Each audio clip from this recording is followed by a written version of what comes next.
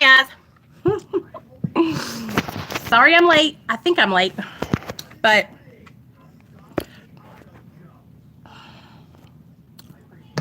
okay. So as you can see, I'm standing up in my spare bedroom where I do laundry, and behind me is a bed full of laundry. I don't know if y'all can see that or not. But I wanted to come on and share with you guys about my sister Michelle. So first of all, what's up you guys? My name's Nicole. Welcome to my channel, Real Talk Recovery, where we talk about recovery from addiction and I share my life with you. I'm the oldest of three girls, if you guys did not know that.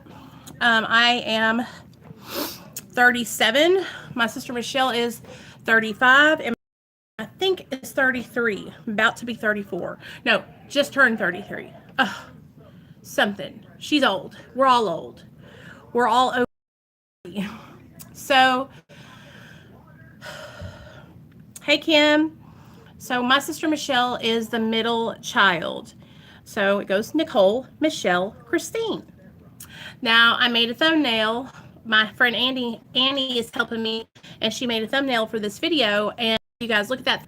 Now, I don't know if you guys know this, but in a family, every part of that family plays a role, right? And so, like, you have the oldest child, you have the middle child, there's different kinds of roles that each person plays, whether they know it or not. Hey, Michelle. And so my sister Michelle was always the troubled middle child, right? So growing up, everything was always, oh God, what did Michelle do? Hey, Dragon Lady. Hey, Amy. And so our childhood growing up, you guys, was so much fun. We always hung out. We were always together, right?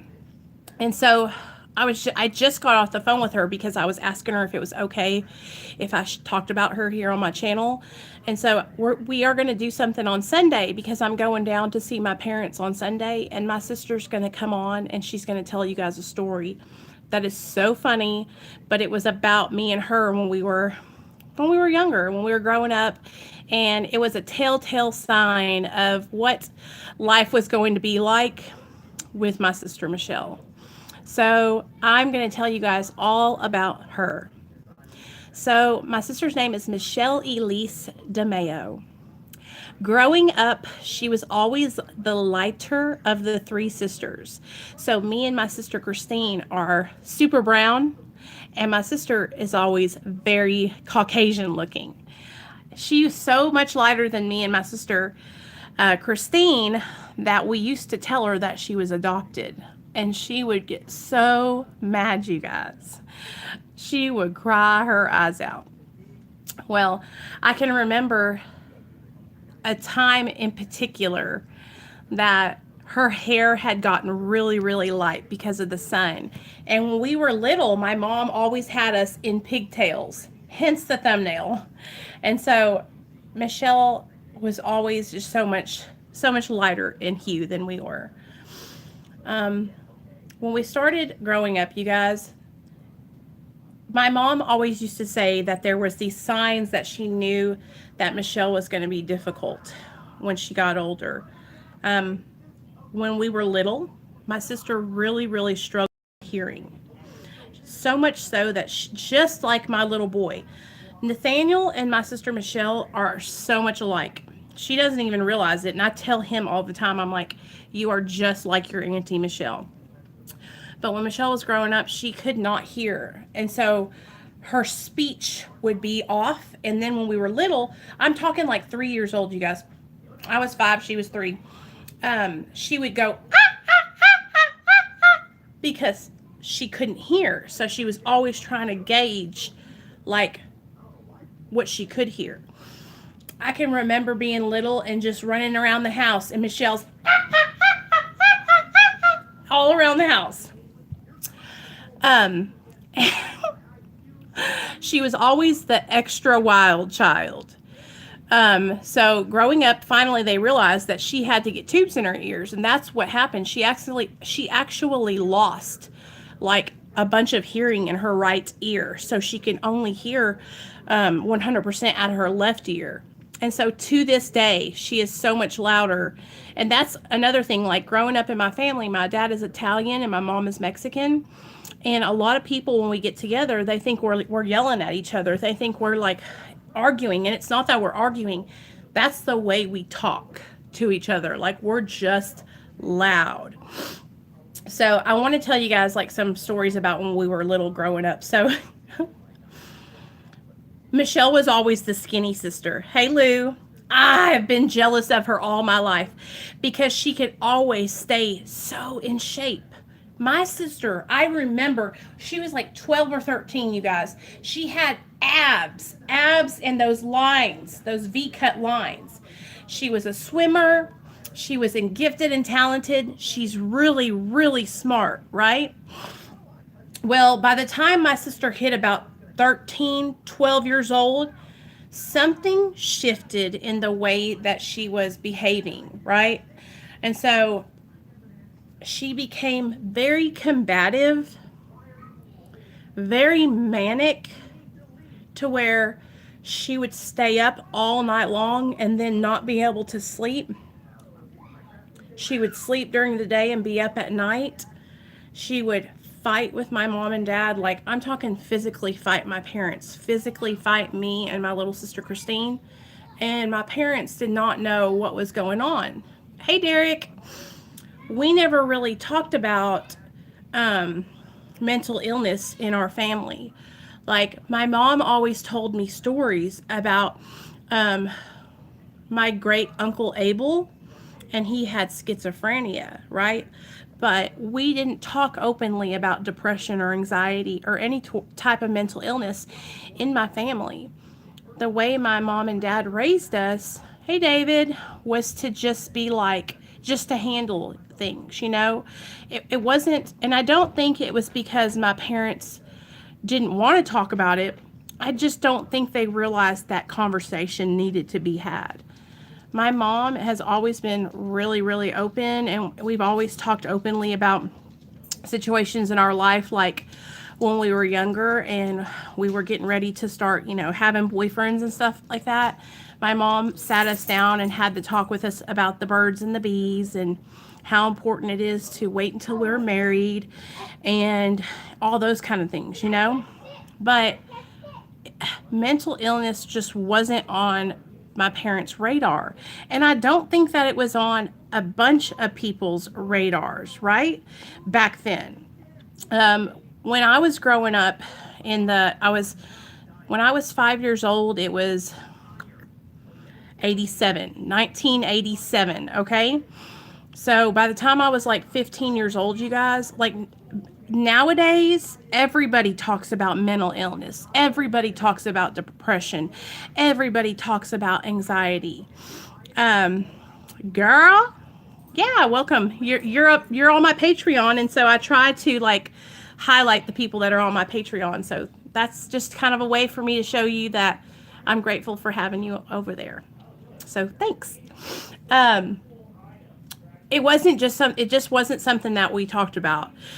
And so when my sister started really acting out, and I'm not talking about little, you guys. I'm not talking about like skipping school or, you know, sneaking out of the house. I'm talking like major behavioral issues.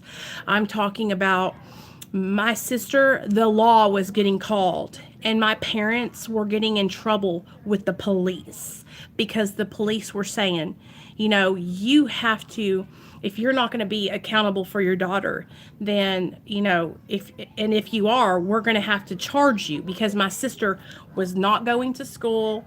My sister was fighting people at school, and y'all, my sister, she ain't nothing to mess with. Okay, nothing to mess with. I've seen her drag girls from one end of the playground to the other by their hair. I've seen her whoop a bitch's ass out in front of the Busy Bee Cafe when we were little. My sister has whooped my ass many a times. Beat the dog shit out of me. Man, I'm telling y'all. my sister is one that's the kind of person, and it's because of her mental illness, you guys, that she can be talking to you, laughing, telling you how much she loves you, and in a split second, bam, snap on that ass and knock your ass out, and you didn't even know what happened. Believe me, it's happened to me many times where I'm thinking we're having a great time and we're laughing and all right, and all of a sudden, bam, she's fighting me. Was your sister when these behavior issues started? It was probably she was about 11 or 12 years old when when we really started to notice like her sneaking out of the house or trying to sneak out of the house, because we were still young then. By the time she was 13 and 14, it was absolutely out of control. Because I was a junior in high school when it really, really got bad. I was in 10th grade going into my junior year. And my parents raised us up super strict, you guys. Like, my mom took us to church every single Sunday. We were at church on Wednesdays for prayer, Bible study. We were at vacation Bible school growing up. I mean, my mother was on a schedule. We were very, very well taken care of. My dad was a hard working man, and my mom was a stay-at-home mother. And so we were never left to our own devices, you know?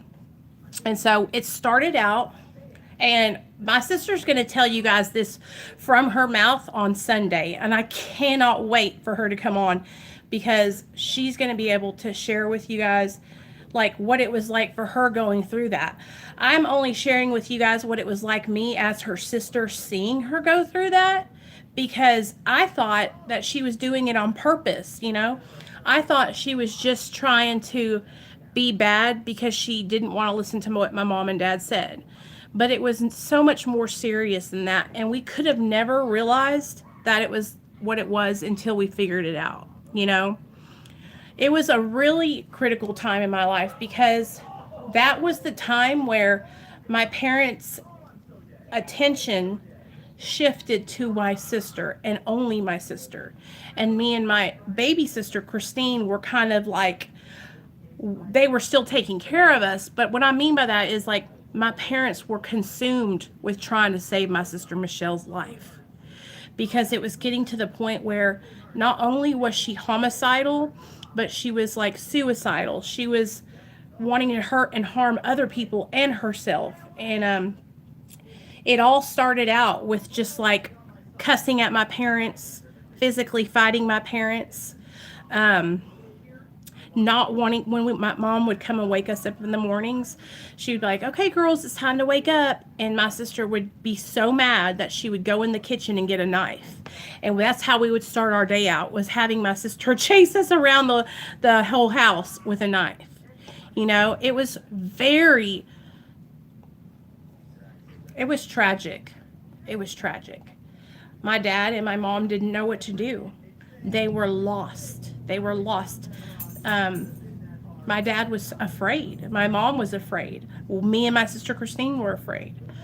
So once it continued to get worse, but by the time my sister hit freshman year, about 13, 14 years old, that's when it got so bad that my parents couldn't handle it anymore. And my mom started doing a lot of research, trying to figure out what that she could do to relinquish responsibility of my sister, because the state was trying to press charges on my parents, right? So my mom had to go, and here in Arkansas, I don't know if they have it other places, but when you have a child who's like really having behavioral problems, there's something called a FINS petition. And what it is when you petition the state to take responsibility of your child. And what that means is, if your child decides they don't want to go to school, if your child decides they want to go to somewhere and rob it or steal a bunch of stuff and they get arrested, or the truancy officer comes, the state of Arkansas will come and get them and put them in juvenile jail. Okay? My parents had to do that, because if they didn't, they were going to get in trouble, because my sister was not going to school. And when she was going to school, she was causing so much trouble that I was having to go and pick her up. You know, I was having to go and get her out of school because she would get kicked out every day or she would get suspended. And so that kept on getting worse. My sister's been to juvenile jail. She's been in and out of regular county jail. Many, many misdemeanors, many charges, you guys.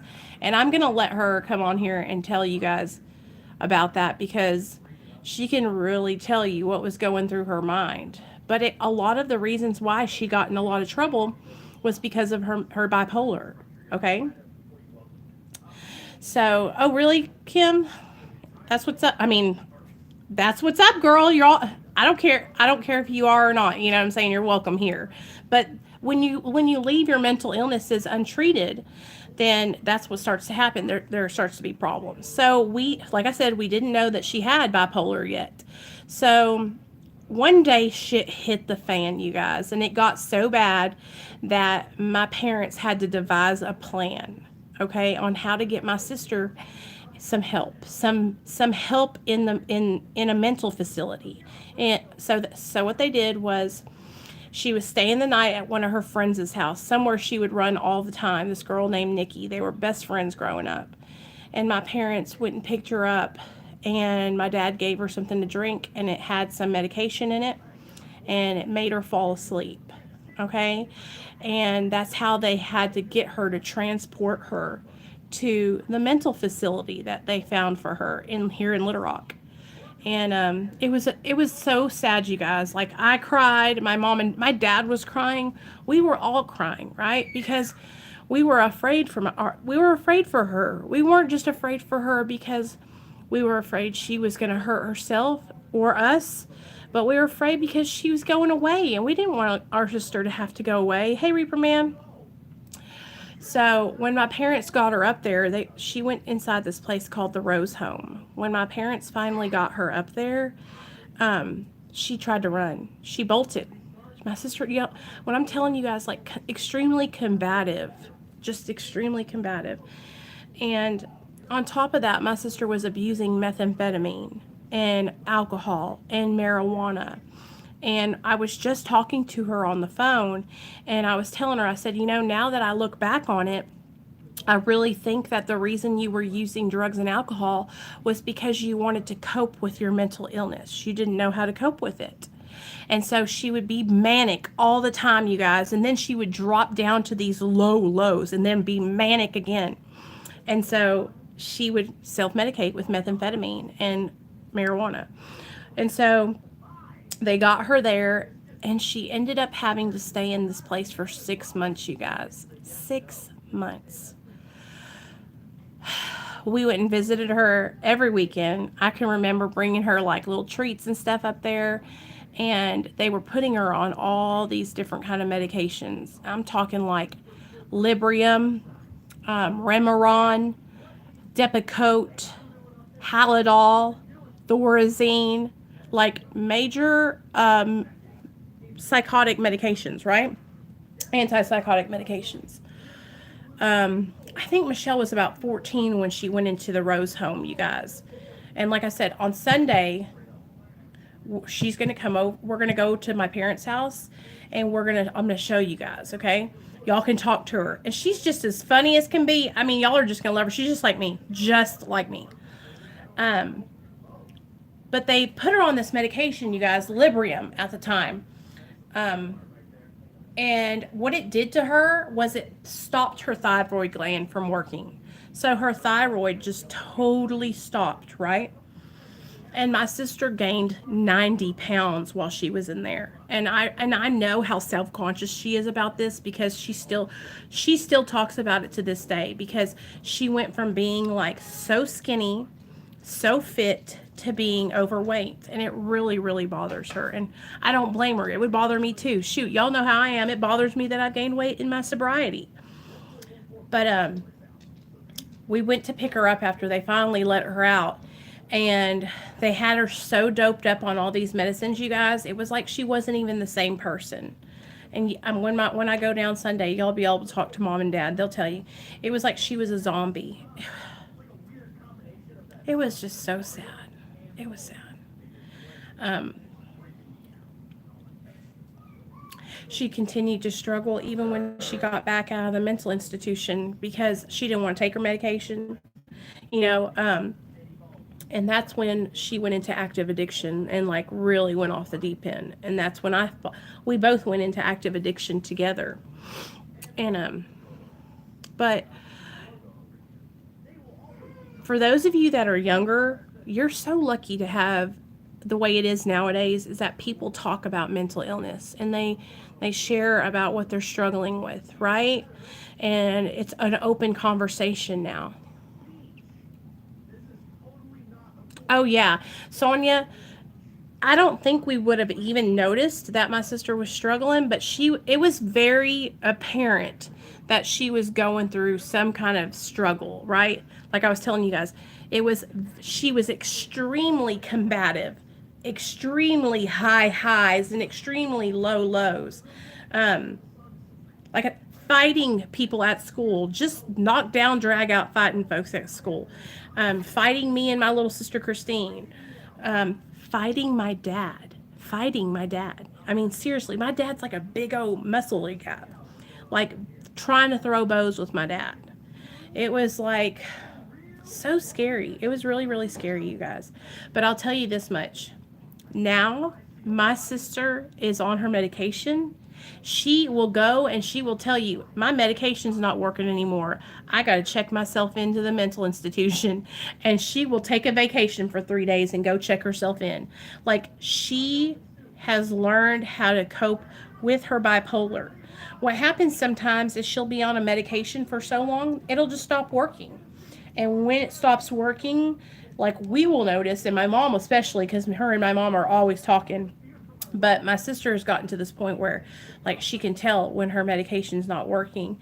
And we joke around about it, you know, and she'll say, I got to take a vacation. And she'll go check herself into the Bridgeway and get help, you know, get her medications balanced back out. But it was really hard for my sister to find recovery, to get sober, because she was medicating with drugs and alcohol for a long time. You know, we were both in active addiction at the same time. We were in active addiction together. We used together. And I got sober before she did, by like, I think about 2 years before she did. You know, no, she doesn't hear voices. Now, I mean, if she got high, she might, but not because of her mental illness. She just has bipolar. Bipolar and her antisocial personality disorder. And what else does she have? She used to have something defiance disorder. These are all like, you know, but the main one was her bipolar. But no, she doesn't hear voices. And she's like, just like I am, you guys. She is just the same way as I am. Like when she comes on, y'all will see, she's just like I am. She just has bipolar. And like I said, for the longest time, we didn't know what it was. So she was like acting out, you know, and being real combative. And I think it was, honestly, I think it was because she was going like this all the time and she couldn't get stabilized. So imagine being a young girl, going through puberty, getting your period, all this different stuff, starting to meet guys, going through high school, and you're on this like roller coaster with bipolar emotions, not knowing. And we didn't know what was going on. My parents, you know, my dad doesn't understand that kind of stuff. My dad is the kind of person who thinks that you just need to take a nap and you'll be better tomorrow. You know, like, I don't even think that he'll admit that he kind of has anxiety and depression, you know, he's old school. And my mom has just come to like, I think she realizes it because other people in her family have just struggled with mental illness, you know, but my dad is just like, I'm fine. It'll pass. He's like one of those people who just like buckles down and just like handles it. But if it wasn't for my sister going through what we had to go through to get her help, like our family wouldn't be so open and talk about mental illness and talk about our struggles. You know, like seeing my sister go through what she went through, I understand how serious it is when you're struggling with mental illness. Like it's no joke, and it's super insensitive of people to say like, "Oh, well, if you're depressed, you just need to get over it and shake it off." Or if you have anxiety, or if you're, seeing things that aren't there, you're just crazy. Like that's not how it works. It's really really serious. And adding drugs and alcohol to that mix makes it even harder, you guys. But once she got out of there, out of the Rose home, she came home, and me and her went on a tear. And we just went on a tear. We went on a tear partying. Everywhere I went, my sister had to go. My mom would not let me go anywhere without her. So if I went to a party, I had to lie to my mom, tell her I was going to my friend's house, and then Michelle had to come with me. And let me just tell you guys, trying to watch after my sister was the hardest task I've ever had to do, because this girl would do anything to get past me to do what she wanted to do. We were just talking on the phone, and I was laughing so hard because she was like, "Do you remember that time I was sitting underneath the coffee table and everybody was passing me joints?" And I was like, "Yeah, I remember it." And I was pissed because you weren't supposed to be doing that. You were going to get me in trouble, But honestly, it wasn't her fault. My sister was struggling with something that we didn't even know about. And so a lot of people would think, well, she was a problem child. She was just a bad kid, right? She was just misunderstood. She was just struggling with mental illness, undiagnosed. Hey, Cindy. And a lot of kids go through exactly what my sister went through, undiagnosed mental illness, and they get treated like dog shit. They get, yelled at and just kind of like told that they need to change or else, and that's not going to happen. You have to get help. Right, Sonia. And like I said, the only time it started to show itself was when my sister started really acting, differently. 10 years older sister. Herpes. Oh, I'm sorry, off the grill. Of course, it's my mom. Sorry. I record on my phone. One day I'm going to get a camera and we're going to be really professional. So did your sister have a PCP drug addiction? That's really hard when when a person is using PCP, because what it'll do to them is they will not be in reality. I used to smoke Sherm back in the day. Before I met my husband, there was this guy I hung out with, and he would get it, and he would get cigarettes that were dipped in embalming fluid, and we would smoke it. Y'all, I'm telling you what, it would make me so crazy. I wouldn't know what was going on. But I want to know that my sister is sober today, and she has a job, and she has a son. He just turned 16 years old. He is working a job and driving, and it is like night and day. Now me and my sisters, we can hang out. The only sad part about the whole story is like,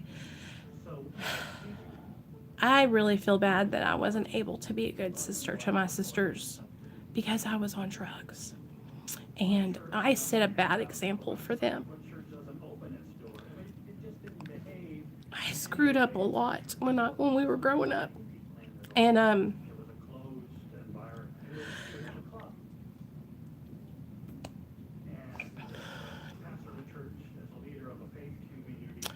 I set that example for my sister Michelle, and she just followed in my footsteps.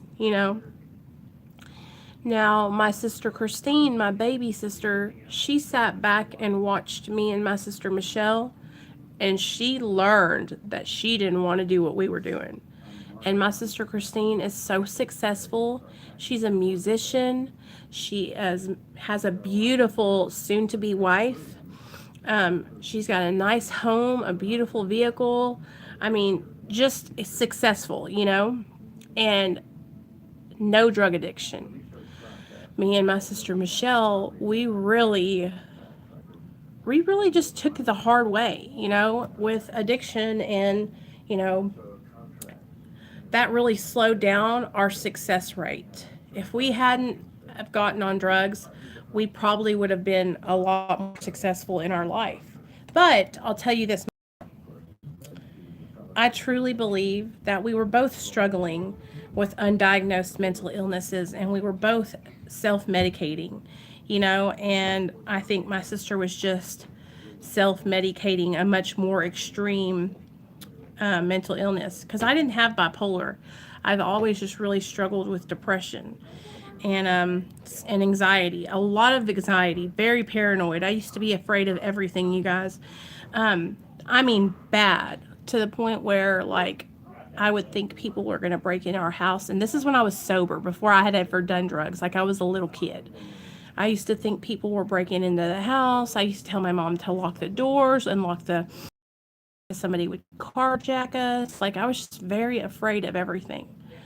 And I look back on it now, and I think it was because I was watching like America's Most Wanted and stuff with my dad when I was little, and it really used to scare me. But anyway, I just wanted to share with you guys about my sister, and I kind of wanted to make this video to lead into what we're going to do on Sunday when I go to my parents' house and have her on. And I cannot wait for you guys to, like, really get to talk to her, because I've had her on my channel before last Christmas. So if you go back to my videos around November and December, you'll find videos with my sister Michelle in there. It's so true when they say one has those addiction behaviors. Oh yeah, way before the drugs, And yeah, man, I'm telling you what, I just can't wait for you guys to get to talk to her. When I called her today, and I was like, hey, I'm going to do a video about you, and I'm calling it My Sister Michelle, the Problem Child. And she started laughing. She's like, ah! Like, so you're okay with that? She was like, yeah. And I was like, okay. I want her to come on here and share how she was feeling. I want her to talk about what it was like to not know she had bipolar, and what it was making her feel like on the inside. I'm so excited to have her on here, you guys, and let her talk to you guys, because I think a lot of people will be able to relate to what she went through, because, like I said, I didn't have that same experience. We're both so different. Like, I just started getting high because, like, I was just going through a stage in my life where I wanted to party and I wanted to hang out with people that I thought were cool, and then it turned into an addiction. But my sister was really struggling with mental illness, and I really do think that the reason she started using drugs was to cope with her mental illness. So anyways, I hope you guys enjoyed this little story time, or kind of just talk sesh about my sister Michelle. And I love her so much, you guys. She is my best friend, like, besides Cindy. She's my best friend. My sister Michelle and me are like ride or dies. And yeah, you know, I would do anything for my sister. Like, I love her so much, and I can't wait for you guys to meet her. So if you guys like these kind of videos where I sit down and talk to you guys about, you know, my family and different things like that, please let me know. Like, comment down below, or give it a thumbs up, or send me a message, or comment on any of my videos. If you guys want to see something, or you want to ask me a question about anything, you can ask me anything. Just type it in the comment section. I will make a dedicated video just for you. I will tell you guys anything you want to know. I'm an open book. Okay? I love you guys, and I hope you guys enjoyed this Wednesday night little upload, and I will see you guys Friday night at 7 p.m. Central Standard Time for our Mara meeting, okay? Thank you guys so much for being here, and I love y'all very much.